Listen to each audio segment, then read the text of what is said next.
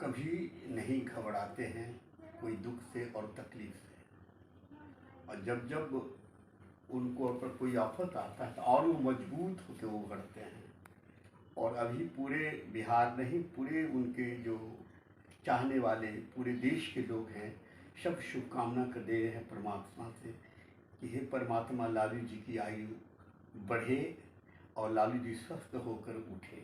इसलिए ये लालू जी का साहस, लालू जी का स्वभाव, लालू जी का संघर्ष, लालू जी का संकल्प, लालू जी का विवेक, उनका पुरुषार्थ पूरे भारत में यह सब लोग जानते हैं कि एक ये अनुपम और अद्भुत व्यक्तित्व है।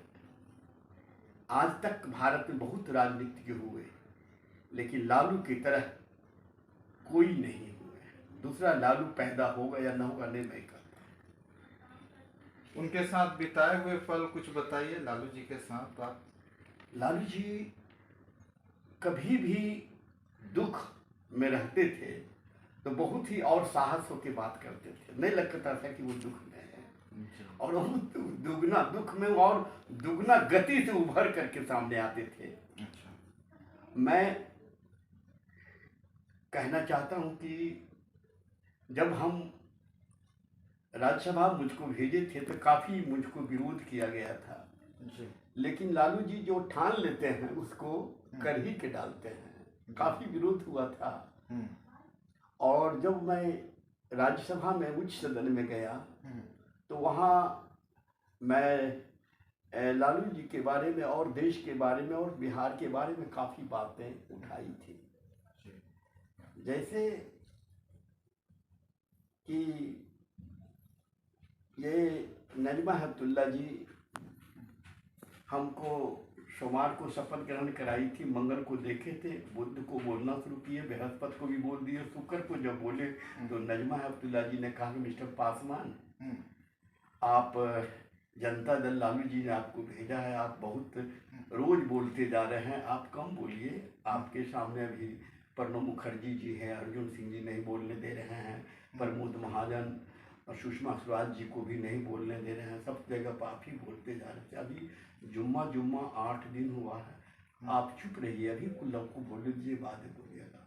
तो मुझको लालू जी याद आया कि साहस होकर बात करना चाहिए, कोई कहे तो उसी समय मैंने नजमा हेपतुल्ला से कहा, मैडम जी, आप उस भारत के उच्च सदन के उच्च सिंहासन पर आसीन हैं, आप एक अजीम शख्सियत हैं, आपकी आवाम में काफ़ी रुतबा है और मुअज़्ज़म है, आप आवाम के नदीम और हमदम और हमराही हैं, लेकिन आपकी लफ्ज़ मुझको पसंद नहीं मैडम। आप जानते हैं कि आप भारत के गौरवमय गरिमा के उच्च सिंहासन पर आसीन है, और जिस सिंहासन पर आप आसीन है मैडम, उस सिंहासन पर एक गुंबद है, जरा गौर से देखिए वो क्या है।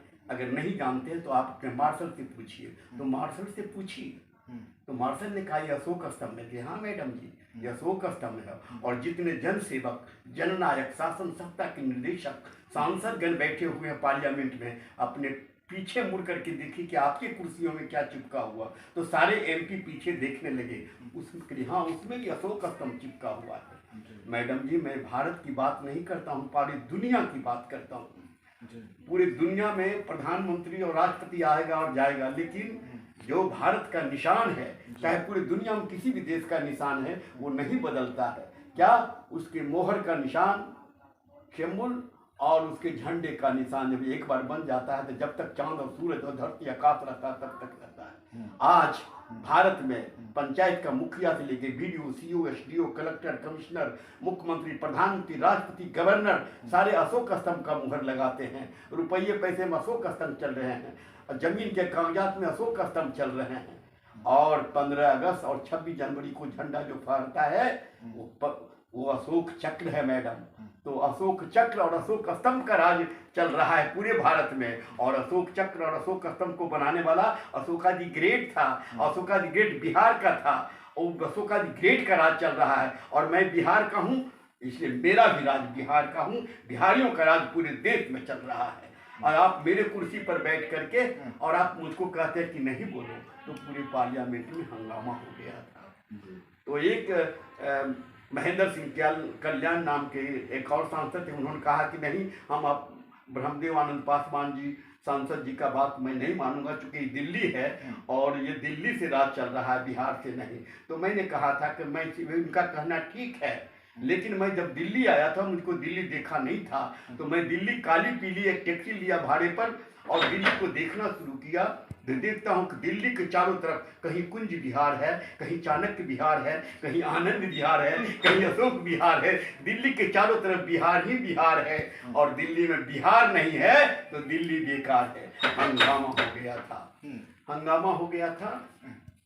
और इसी बात पर लालू जी ने मुझे कहा था कि ब्रह्मदेव आनंद पासवान जी, अभी आप जो पार्लियामेंट में बोला, आज तक बिहारियों के कितने सांसद गए आज़ादी के बाद तक, किसी ने यह बात को नहीं रखा। और यही खूबी है कि आज के दिन मैं कह रहा हूँ, कल अशोक स्तंभ, बहुत बड़ा अशोक स्तंभ जो नया पार्लियामेंट में लगा है, उसको नरेंद्र मोदी जी ने उद्घाटन किया है। और इसी सवाल पर हमको अटल जी आकर के राज्यसभा में बधाई दिए थे, बहुत अच्छा अवकाश दिख रहा।